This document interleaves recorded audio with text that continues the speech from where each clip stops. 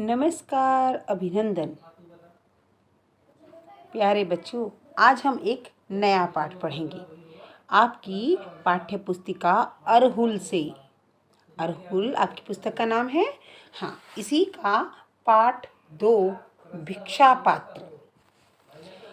सबसे पहले जानते हैं कि भिक्षा पात्र किसे कहा जाता है। पात्र का मतलब होता है बर्तन और भिक्षा जिसमें भीख ली जाती है। भिक्षा ली जाती है जिस बर्तन में, उसे भिक्षा पात्र कहते हैं। यह पाठ रविंद्रनाथ ठाकुर जी ने लिखा था। यह कहानी उन्हीं के द्वारा रचित है। इसके माध्यम से, इसके द्वारा वो आप सभी को ये बताना चाहते हैं कि यदि आप पक्का निश्चय कर ले, पक्का इरादा कर ले कुछ भी काम करने का, तो आप अपने मेहनत के बल पर, अपने निश्चय के बल पर निश्चित रूप से सफलता प्राप्त कर सकते हैं। जो चाहे वो पा सकते हैं। कितना भी कठिन काम हो, आप उसे पूरा कर सकते हैं। ठीक है? इसलिए हमें हर काम को पक्के इरादे और मेहनत के साथ पूरा करना चाहिए। अगर आप ये चाहते हैं कि मुझे तो इस बार कक्षा में सबसे ज़्यादा अंक लेने हैं, तो इसके लिए आप पहले तो एक पक्का इरादा बनाएं और फिर उस इरादे को पूरा करने के लिए मेहनत करें। फिर देखते हैं कौन है जो आपको रोक ले। जी हाँ, इस पाठ में भी यही समझाया गया है। आप सभी ने महात्मा बुद्ध का नाम सुना है। महात्मा बुद्ध, जिन्होंने लोगों की भलाई के लिए अपना राज, अपना परिवार सब कुछ छोड़ दिया था और वे स्थान स्थान पर जाकर लोगों को संदेश दिया करते थे, अच्छी बातें बताया करते थे, आगे बढ़ने का मार्ग सुझाया करते थे। ऐसा ही एक बार एक घटना का जिक्र इस पाठ के माध्यम से किया गया है कि एक बार वर्षा के बारे में यहाँ बताया गया है कि एक बार एक राज्य में सूखा पड़ा और उस समय वहाँ क्या हुआ, वही हम इसमें पढ़ेंगे। वर्षा का आना भी हमारे लिए अत्यंत आवश्यक है, लाभदायक है। क्यों? क्योंकि जब वर्षा आती है तभी पेड़ पौधे हरे भरे होते हैं, तभी फसलें बड़ी होती हैं और हमें खाने पीने को मिलता है। लेकिन इस गांव में जिसका जिक्र इस पाठ में किया गया है, 2-3 साल तक लगातार बारिश नहीं हुई, वर्षा नहीं हुई और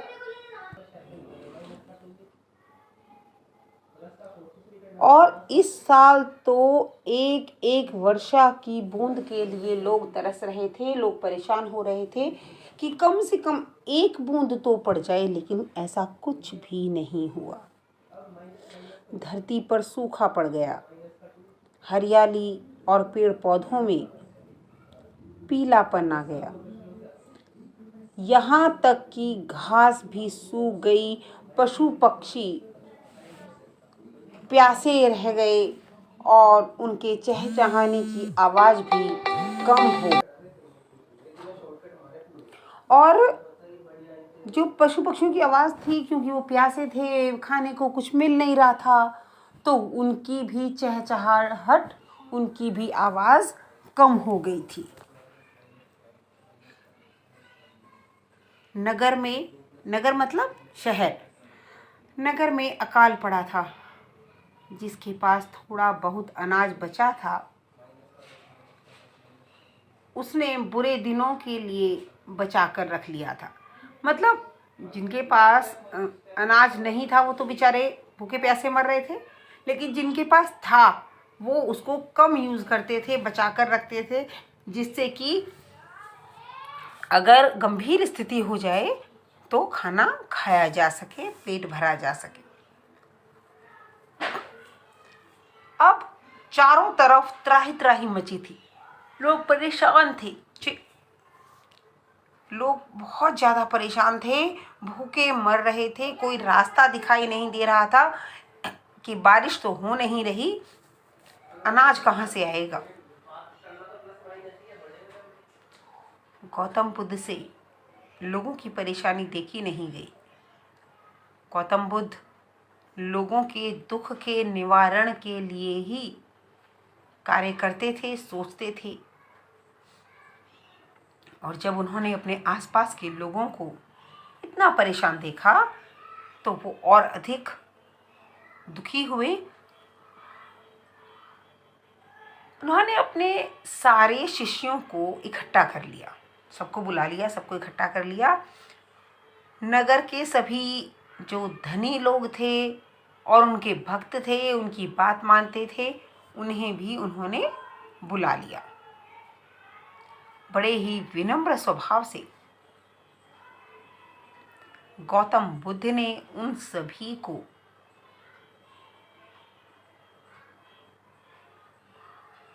तत्कालीन स्थिति के बारे में बताते हुए, समझाते हुए एक प्रश्न किया कि प्रियजनों बोलो, भूखी प्रजा को अन्न देने के लिए तुम में से कौन तैयार है। शायद गौतम बुद्ध को कहीं ना कहीं ऐसा लगता था कि वो उनके भक्तजन हैं, उनके फॉलोअर्स हैं, उनकी बात मानने वाले हैं, तो वो कुछ ना कुछ उपाय निकालेंगे, जिस कारण उन्होंने ये कहा कि तुम में से कौन है जो मदद को आगे आएगा। गौतम बुद्ध की बात सुनकर रत्नाकर सेठ का माथा लज्जा से झुक गया। लज्जा, शर्म। अब शर्म क्यों आई? क्योंकि वो सेठ थे, धनी थे, लेकिन इस समय गौतम बुद्ध की बात वो नहीं मान सकते थे कि अपने घर में रखा अनाज वो किसी को दे सके। बस हाथ जोड़कर बोले, भगवान, इतने बड़े नगर के हर प्राणी तक अनाज पहुंचाना मेरे वश की बात नहीं है कि ये बहुत बड़ा नगर है, यहाँ के सभी लोग भूखे प्यासे मर रहे हैं, मैं कैसे एक एक आदमी का पेट भर सकता हूं।